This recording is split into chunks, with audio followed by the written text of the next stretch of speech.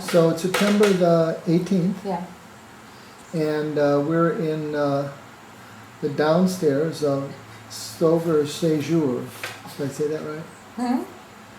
And this is Elaine Stover, and you've been connected in various ways with the institutes for how long? Well, it depends on when you count, but probably back to 68 in various and sundry forms. But in 78, I guess you'd say, I went with them full time when we moved to a human development project in West Virginia. And then we were overseas for about 14 years in different places: Australia, Egypt, India, and Belgium. Mm. And then in 1991, we came to Greensboro, North Carolina, where we sort of put down roots, became a part of the larger community. And So talk about this Okay. most recent episode in your life. You're coming to Greensboro, and what's happened we came to since then? Greensboro immediately after I did my master's degree at the University of Brussels in human ecology. So that sort of started a whole new phase of my life, you might say. And not knowing exactly what I wanted to do with it, I sort of used the methods of ICA taught methods and so forth. I became kind of got grandfathered in, you might say, as a trainer, and pursued that, and have since that time offered top courses in this region and so forth, and kept that, and trained other trainers to do that as well. But then about 1996, I ran into a couple architects Oh. that found out about what our participatory methods, and basically one of them said, well, what happens if you do that, for the physical environment kind of thing. And actually what brought us together was somebody had asked him to do one of these charrettes, they call them, which is kind of an intensive design event, a couple of days usually. And there were 4 affordable housing nonprofits in Greensboro at that time, and this guy Bob Powell was working with one of them. Say his name again, Bob? Bob Powell. Okay. He was working with one of the 4, and Habitat for Humanity was one of them, and then a couple other ones. And they wanted to do this project together. And so they asked me to see what we could do to make it more participatory. Okay. So when we were starting to plan it, I asked them if there was a template, a template for these charrettes. And they said, oh, no, there's not. I thought to myself, I bet there is. And, but I slowly had to work out with them as to what they usually do. That's part of the template. And anyway, make a long story short, there were many places in the charrette process where top methods could be injected or integrated, or however you want to say it, in the process to make them much more participatory. And a lot of the architects, thought they were participatory, but then when they get the chalk or when they get the pen or whatever it is, then they kind of zoom off, and I observed a lot what was going on. And then after that, after that, we were asked, various ones of us of the team were asked to come to the different charrette kind of things, not to do them, but just as a part of the team. And we became very clear on how top down they were, basically. And they were not participatory in a lot of ways. They were not based on common criteria of the people that were, going to be using whatever, or and we began to sort of see through, some of the structures, and so we kept saying, well, we ought to do, it ought to be this way, and it ought to be that way, and it ought to be this way, and so eventually there were 5 of us at that time that worked together then finally on a new kind of construct called the Participatory Design Module, PDM. And at first it was sort of a reaction, to the charrettes in terms of how they were done and so forth. And, which is sort of not a very good way to start stuff maybe, but that's what it was, sort of reaction coming over against what those were. So eventually it got more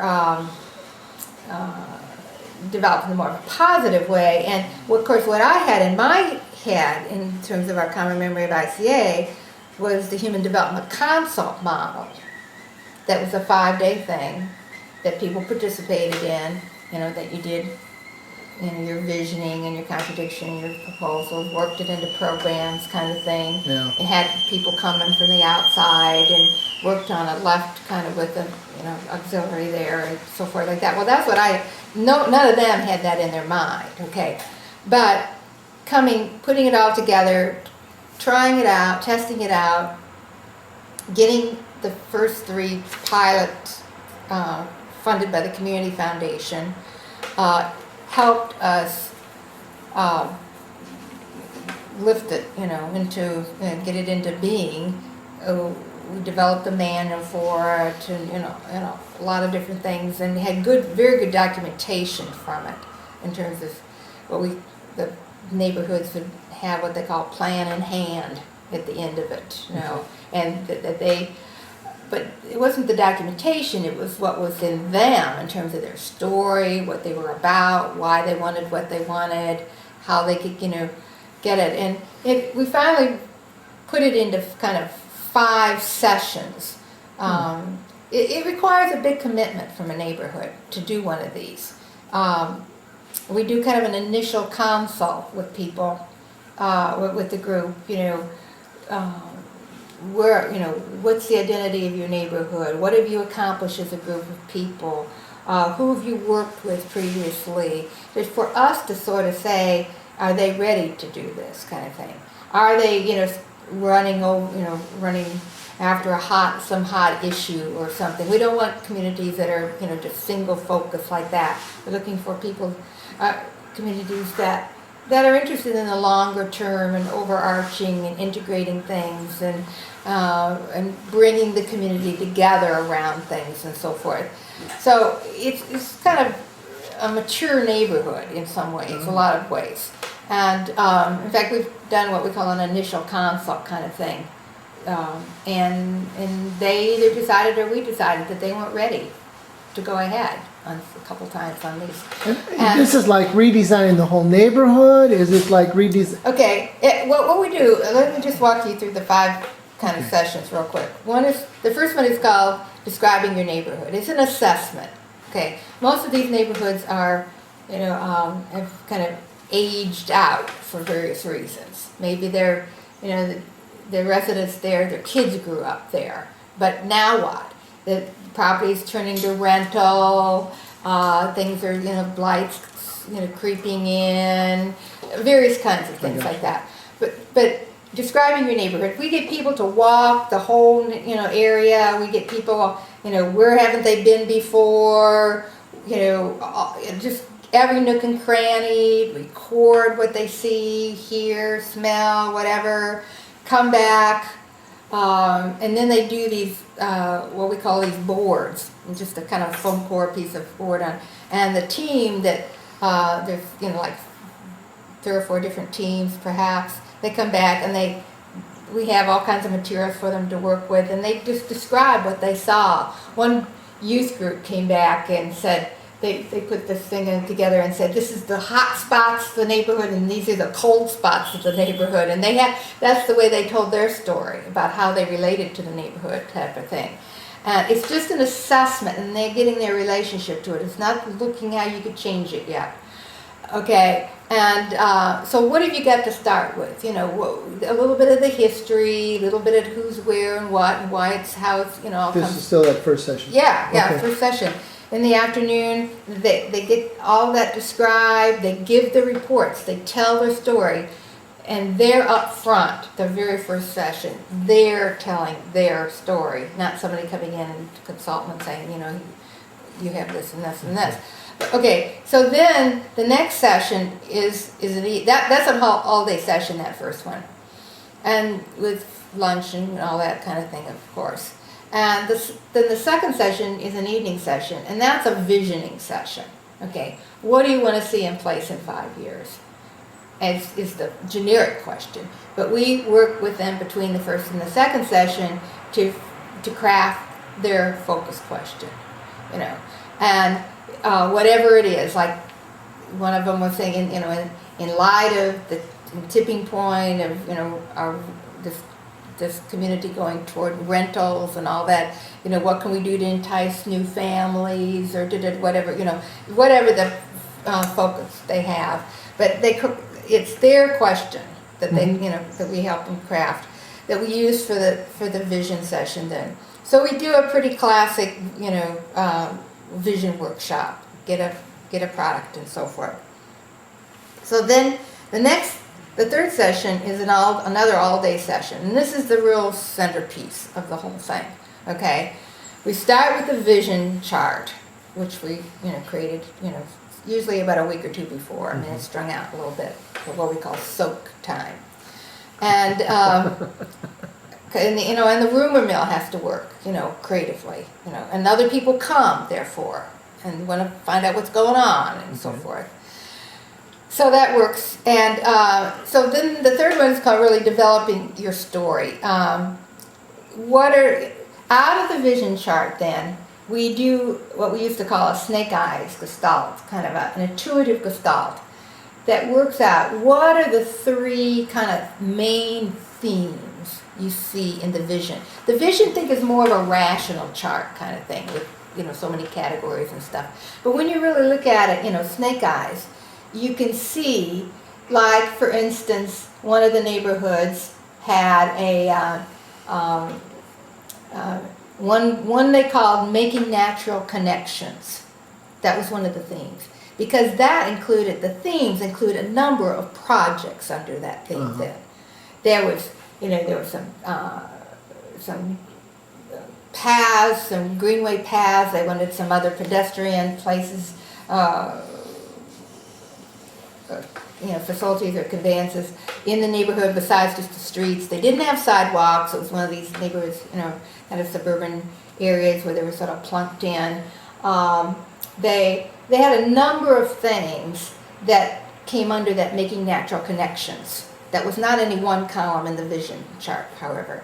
Then there was another one that had to do with relating to outside structures. They had a community center across the street that was underutilized and poorly programmed, and so that theme had to do with both changing later the actual physical structure of that community center to make it more inclusive, but it also had to do with changing the conveyance and even the crosswalk and how people got there, and all of that was a whole nother part. But these projects fall under that bigger theme, but they're the ones that name that theme, okay? So between the second session and the third session, you work with some residents to identify those kind of snake eye themes, or that starts off that third session? Third session. Okay. Everybody, you get the vision chart in front of you on the board as it was left, not just on a piece of paper. So you can start to play with it. And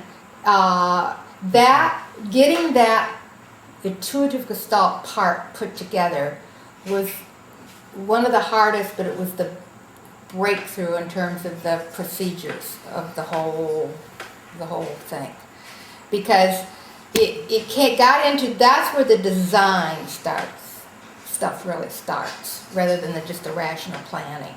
People gestalt things It connects with their story. It connects with what's most needed. It brings up priorities. It brings up what they've heard other people talking about, where the interest and enthusiasm and energy is. It's not any one thing. It's things come together in a new way, a brand new way. And like I said, then projects is going to fall out of those, or there's a number of different projects. Okay, and then, for instance, this one neighborhood, the first day, one of my interns was with that group, and it had a lot of the youth in the group, okay? And they got out and they were looking and this particular neighborhood had a number of places where there were kind of dead ends into the neighborhood. Excuse me. And they came back, and at their parents' dismay, that we reported that at the dead ends there was a rubbish heap, basically, at each one of those kind of thing, at the end of each one of those. And oh my gosh, you didn't go in there, did you? Or, all this kind of stuff. And they reported, and they kept reporting, and the parents were looking like, come on, where did this lady take these kids, kind of thing. Well, make a long story short, it's a real long story, but I won't get into that, is that those particular dead ends became the trailheads for this interlocking network of trails that they were envisioning. They connected the whole neighborhood, and you'd walk down the street, instead of just blank there'd be an entrance. Mm-hmm. So you could pursue, and they cleaned out all of the things and everything. So that was a block that opened up to be a window, as we always talk, in terms of the contradiction, open into a new whole, possibility. Mm-hmm. And then by the time then the next session is called Testing It Out, where in between the third and fourth session, the association president sends out a letter on the behalf of everybody and says to all these different people that they think might assist them in some way, shape, and form about working on these projects. Resource people with expertise, all this, whatever. And they invite them to session 4, which is called Testing It Out. And we call these people, for kind of a generic term, service providers. Some are, banks and city, different departmental people, developers, maybe, depending on the projects, what they're talking, what they want to do, depending on what those are. Anybody they think could, help them in some way. And the question then is, they tell the story, this is what we want to do. And the question for that session is, how can we, what is it that we need to know, be informed about, get resources for? It's the how question. How can we put wheels under it? What can you tell us? What do you know? What advice do you have? What resources do you might have? Do you sort of go through project by project, or how does that? No, we just, each one of the teams, then by that, at the third session, they divide up into sort of design teams. In the morning, they put those themes together. In the afternoon session, then one of our design professionals meets, there's 3 teams start to evolve then. And they make a board of their own, a new board, for each one of the themes. They illustrate it, they put vignettes on it in terms of options and possibilities or whatever. They go back out and zoom into particular areas that they want to work on, the projects or something. They may take pictures and put them up, to illustrate what their point is. All kinds of things. A way to convey, to get told the story of what it is they want, why they want it, why it's needed in the community, and all that. So the first thing we do on the 4th session, when the people are invited, and there's sometimes 30, 35 people there that come. About twice that many get invited, but not everybody comes. But there's still a good crowd. You feel like, hey, where'd all these people come from, And we better get our act together, kind of thing, which is the whole point of it, of course. And so the first thing is each team presents their theme, okay, which is them presenting it, not us or Yeah. anything. And then we divide up into those three teams, and people go wherever they want to in terms of the resource people. And then we have the conversation is determining how you will be able to accomplish what you want to do there. And, really good notes are taken. People are able to meet, who's the guy that we need to see in the city to have more sidewalks? Well, the city is so striated, you got to go this way to see him and that way to see. But you can eyeball him. You can give him your card. He can give you his card. So later on, it takes a lot of the mystique and all out of it, So a closer relationship is put together, at that time. And some really good notes are taken, well, I know this about them, and you need to go see so-and-so, and you need to do this before that, and all kinds of, tidbits. Well, the most interesting part was at the place where I was telling you about the dead ends kind of thing, was when they got this, so they decided to go ahead and put this neighborhood greenway kind of pathways together. They went outside one step out in terms of what the city was doing in terms of the greenways and so forth. And we really didn't know what the county, I think it was the county or the largest city, I forget what. But anyway, when we got to session 4, and the guy that's in charge of the greenways in the city came in with their board of the bigger scheme of things. And the neighborhood people said, well, this is what we want in our community. And that piece of it fell right into the whole scheme of the city. And so that the people of the city had no idea there was any neighborhood working on their own design of how they wanted it, and how it would intersect. So basically people can walk out their door, walk a half a block down to one of these dead ends, get on their neighborhood greenway, go further out, get on the city greenway, and go basically all over the place. Does the opposite ever happen? What's that? Where a neighborhood is going this direction, and then when folks come in, it turns out There's the other city or the county is plans. going a way different direction. Yeah, yes and no. I wouldn't say in any big way. I mean, the thing is, we always encourage neighborhoods to really, to research and investigate what is in the pipeline, the planning pipeline, what they call planning overlays of different places and stuff, but those are mostly newer areas. Most of these places we've done these PDMs in, are places that are just, they're forgotten. They need renewal, they need revitalization, and there's no money for that. Money's like HUD and all these, different pipelines have dried up a great deal. So the question is, where's the revenue coming to redo some of those things? But what we discovered is a lot of the things that need redoing aren't big ticket items financially, okay? Or they can be financed through other schemes, so to speak, programs that the city already has. Like they have a small projects program, that you can submit things for. There's different schemes. The question is what fits with what, But in terms of any redevelopment monies, there aren't very many. But what we say is, especially when a neighborhood's starting to work together, is that they can do a lot with small projects. They can be visible, they can redo parks, they can put in trails, they can renew, like we said, this recreation center. A lot of it's putting pressure on the people that should be doing what they anyway, or shoving things so that maybe they can get a bond put together for the next time around.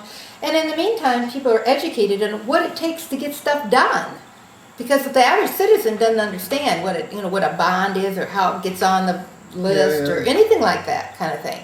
So in the meantime, the ordinary citizen can find out what it really takes to do stuff, and how does it get part of it, and they can instigate a lot. They can leverage a lot of things.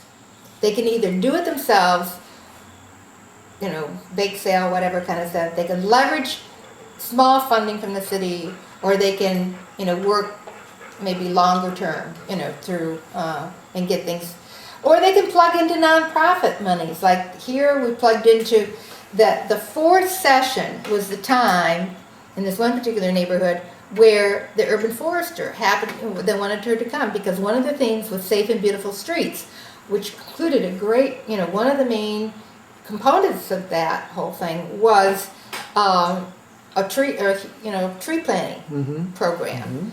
And so they found out that Greensboro Beautiful was going to shift their tree planting program to neighborhoods. So they applied to be one of the pilots for that, which worked out really, really well. And they had to, since they were the guinea pig, the pilot project, they had to put a lot more effort into it than other neighborhoods subsequently had to, but it was worth it in the long run in terms of, but they plugged into some other nonprofit funds that were looking for where to do a project kind of thing. So there's that kind of thing too. And so then anyway, the fifth session then is, our insight was on the designing this process was, so many people just, neighborhoods and other people just go sailing through and say, well, this is what we want to do, tell us, this is how we're going to do it, and let's do it. Well, the testing it out part of it, that fourth session, gives them an opportunity to not intersect with the service providers of different entities, but also get a lot of feedback, and bring reality into the situation. Okay, find out where they're not thought through, find out where they need to further develop, all these kinds of things, so that by the fifth session, which is the implementation or planning the next steps, when they actually look at, what are the tracks they're going to work on, okay, be it the themes, if they so choose to do it that way, in the different projects that are coming under those, decide what they're going to buy, how much they're going to bite off, but getting it put together in terms of their stepping, their implementary steps of getting it being realistic, rather than sailing through. We can do all this kind of stuff. Bringing them down to earth, getting a time. Well, some of the steps are going to have to be research. What are we really going to do now that we've and this type of thing, but getting it so they can get a realistic plan put together that fifth session, so that when they get finished, they have a document that has the process they use, the products that they came up with, pictures, participants list, all that kind of thing put together, so that they want to go see the community foundation, or they want to go see the local bank of the what community programs they have or whatever. They have something to show them, tell them, and they also have their boards that they put together, back in session 3 and stuff. Do you try to digitize those? Do you get pictures of those? Yeah, like this is one of them here, and. In between sessions, sometimes we have these what they call moon sessions, and that means like a galaxy, and then they have moons out from there. Well, they're sort of in between meetings kind of thing, and sometimes you have to get the project group needs to get powwow in order to get the board done by the next time, or sometimes there's a potluck between session 3 and 4. So that the next ring of people in the neighborhood can be invited to see the thing and make sure they're all behind it and everything before the service provider people come in and that type of thing. But there's different. It just depends on each neighborhood's different and what they want to do in terms of getting other people's input in it, and is it a working class thing, and did they feel that was well represented throughout the other sessions or not. Maybe they need to have an evening session so more people can come. That all those kind of things are taken into consideration. So anyway, that's so they have a way to something to take Yeah. with them, a way to tell the story. And what we found since then, we've worked with a couple of neighborhoods where we haven't done a PDM, where we just sort of had meetings or somebody else got us into something. And what we found out is we'll never do it that way again. We'll never do the regular just kind of meetings into the sunset kind of thing. Because a PDM gives you the structure, the process, the sequencing, it starts, it stops, you know, they have a product at the end. They did a PDM in that experience, you know, it's like we didn't meet for 2 years, you know, forever and ever kind of thing. And there's a lot of values we know in to have a structure like that. And it's intense, but it's a lot of, they really have, most people talk about it as they call them fun shops instead of workshops, because they really have a lot of fun. You know, and they create things and they're sitting down with design professionals and working, and so you've got to train the people in participatory methods, you know, get them involved, but you also have to train the professionals in participatory methods. So they are not talking down to people, but yet they're bringing in guidance and their own abilities in a way that, you know, is timely but not overpowering, things like that. That the charrette, on the other hand, way back when I was starting to talk, often does. It just overpowers, because they keep looking at the clock, and you know, and the people. Oh, I've seen people really feel what I call squished in those kind of structures. The impression I've had of charrettes is they really provide an opportunity for design professionals to participate fully with a live audience, more than everybody participating. And their excitement is they get to talk about what they're doing in front of a live group of people, but that excitement doesn't necessarily get to everybody in the group, just to the whoever, like you were saying, is up there with the marker. Well, the National Charrette Institute has concluded that charrettes need a lot of pre-prep and a lot of follow-up. When you put the pre-prep and the follow-up together, you can have a PDM. Because their charrette is really session 3.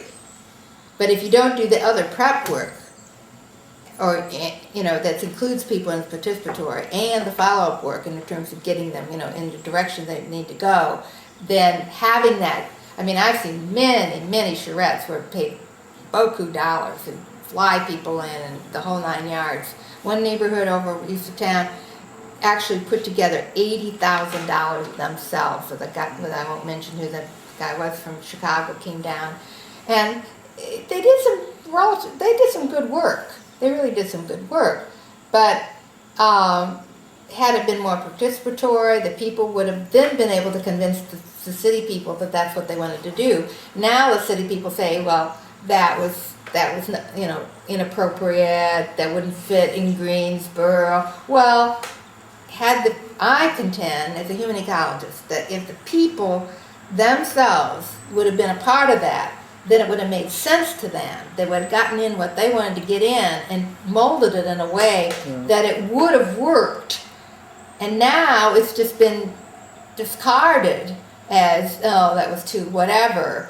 And all the money they put into it was, you know, pretty much for waste. And that was very unfortunate, and that's why this process can be used not just in neighborhoods, but in a lot of other kinds of situations where a group of people, especially maybe even multiple groups of people, come together around a single, you know, planning and design issue kind of thing. It can be done on redevelopment of things. It can be done where there's, like I said, this one project we had alumnus of a school, we had a foundation, we had a local community, and we had a state historic site office. People from all of those came together to work on a project. So it wasn't mine against yours and we're all hiring different people and coming over and being contentious and all that, but it's working together and more of a spiral shaping kind of thing, but with design professionals that can can help shape it. What do you see as the impact of this, or what's been the impact of this PDM? Well, for one thing, it's aroused, you might say, neighborhoods in terms of their own physical environment.